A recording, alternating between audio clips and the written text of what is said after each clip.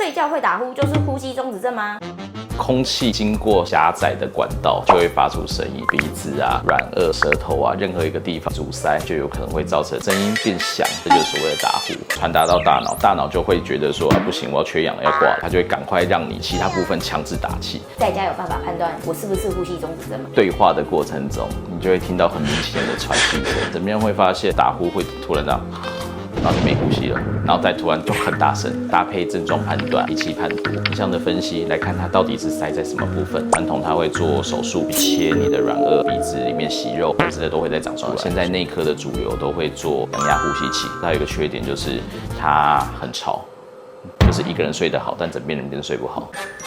欧舒稳睡眠矫正装置非侵入性，不用手术，甚至有达到治疗的可能。打呼很大声，嗜睡，欢迎来找邱大咨询哦。